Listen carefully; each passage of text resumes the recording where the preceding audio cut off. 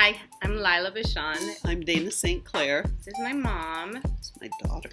She's pretty awesome. Ditto. And so I just wanted to ask her, she talks a lot about being nice to yourself and perception and how your perception is what you experience. But I want her to talk about then how can you be conscious of that, and how can you be nice to yourself and conscious about having a positive experience? Or I was telling her, I do that, but I think it's because I was raised by her. I always tell people, when they're like, "Oh, you seem so happy," blah blah blah. I'm like, well, I was raised by a meditation teacher, and so that really helps. Yeah. But yeah, can you share with people who weren't lucky enough to be raised by you what they can do to be conscious of their inside voice and be nice to themselves and try to interpret their experiences joyfully? You really said a lot of it right there. Oh, I already said it. Never mind. Okay. Thanks for listening. Bye. No. Being conscious of your inner voice. Hearing that. And it's not like, well, I'm thinking about what I need to do today and da-da-da.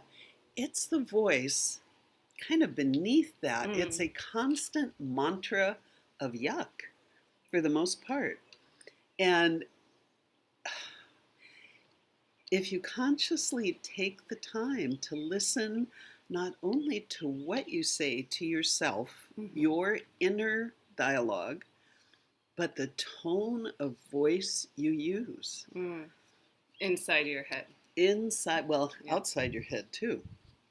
Inside your head, speaking in just a kinder, more compassionate voice to yourself, but also the words that come out of your mouth, the words you choose, and the tone of voice you use. I certainly grew up with a pity pot of negative self-talk, but I was fortunate enough to receive a really incredible spiritual training in my very early 20s called The Nature of the Soul. And it gave me tools, and it gave me an awareness to look for other tools to help me deal with myself. And that's also, it turns out, a very Buddhist approach to life. What are you doing inside yourself that makes your life what you interpret it to be? Was Nature of the Soul based on Buddhism, or? No, actually, that could be a whole other conversation we have, Nature of the Soul and what it was based on, and save that. OMG. It definitely set my feet firmly upon my path in this incarnation. It's where I learned to teach others meditation, and that's what I have done my entire adult life. And years ago, due to a congregant of ours, at that time we had a Sunday service in Toluca Lake, California, and we frequently had guest speakers because as a person sitting in the pews, I always liked it when there were guest speakers, because you get a different point of view, a different way. So when Scott and I had our congregation, we frequently had guest speakers. Okay, get back on your train of thought. What do you see? People think that I wander away. I don't. You're coming right back around. Okay, it's a big circle. It's a big circle. So one of our guest speakers spoke about nirvana as if we were all already there. Okay, the state, not the band. The state of being, not the band. Okay, just checking. Right. Higher awareness, as if we were already in higher awareness. There's probably a band called Higher Awareness. And I heard one of our regular congregants in the back of the room go, "Yeah, but how do you get there?" That became the question that not only could I not get it out of my head, I chose to not get it out of my head. And I sat down with it and gave it some consideration. How do you get there? Yeah. Turns out 3 steps. First, listen to your thoughts. Listen to your inner dialogue or monologue, depending on how you're wired. What are you saying to yourself? Mm. I'm so messed up. This will never work. She'll never like me. Do you have a trick to how you listen? Like, oh, every time I see the color red, I'll pay attention, or something like that. Oh, those are always good little triggers like do that. people, is it hard for people to listen to their inner thoughts? It depends on every individual. We're each so different. Mm. Some people here listen to your thoughts and they go, whoa, great idea. I'm on it. Other people here listen to your thoughts and go, what? Do what? How do I do that? Mm. The second step, after you listen to your thoughts and the tone of voice with which you speak to your own fine self, because lots of times we talk to ourselves in a mean, nasty, annoyed voice. Why do that? Because, like, it'd be groovy if you were your own best friend. Why not? So, once you are listening to your thoughts and hearing your inner mantra, which for the majority of people is poop, poop, poopy, poop, poop. Then, step 2, self-kindness. Being kind to yourself, which to many people sounds totally revolutionary.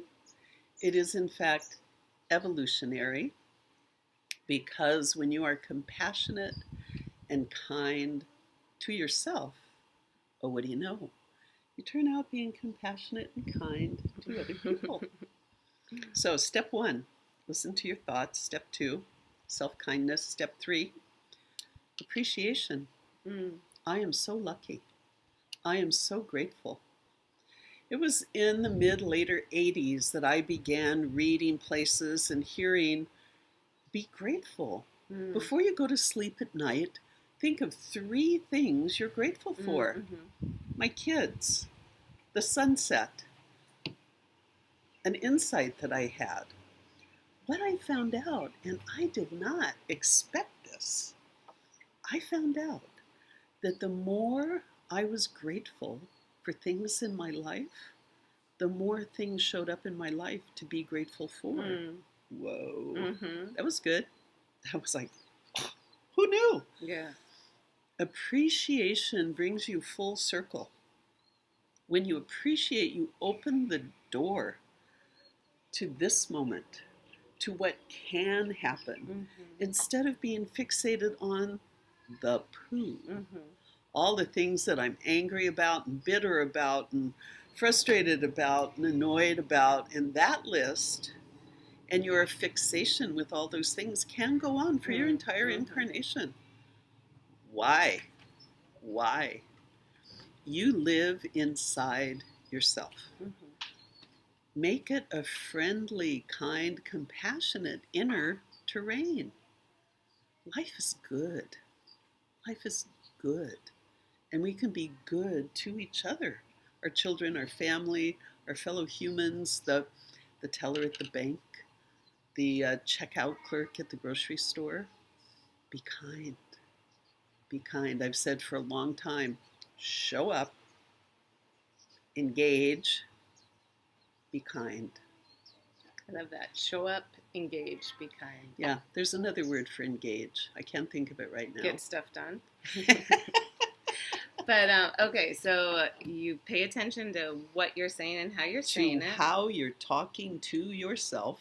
2, you work to use kinder language to yourself. It's important. Choose something, a phrase, an image, a picture that is positive, so that when you're dealing with negative self-talk, it's like, well, now y'all who used to have cassette tapes, you push the eject button on that tape, because that's all it is. And you have something positive to replace it with. Life is good. Yeah. I am so blessed. Whatever works for you, but you have to have something positive, because if you eject the negative and you have nothing to put in its place, guess what pops right back? The negative. So before, come up with something to put in there. Yeah. That is really helpful. Prep yourself, you know, how Mhm. you make lunch and take it with you to work or whatever. Make something positive. Well, you were saying self-kindness is work. So work on being kind to yourself. Yeah, Yeah. but make it joyful work, Yeah. blessed work. We're each here living completely on our own planet. We get to bump into each other every now and then. Her planet is so different than mine. It's pretty I awesome. did not know that a human being could be so self-motivated Oh, okay. until I met her. And even as a small child, so self-motivated, so impressive. Yeah. Yeah. You said, okay, so Yeah. be conscious of what you're saying, how you're saying it. Actively practice kindness to yourself. Self-kindness. And 3, actively practice gratitude and appreciation. Gratitude lubricates the miracle. I love it. That's great. Well, Yeah. Thank you for listening. Thank you for your brilliance. Have a Thank good you day. for you.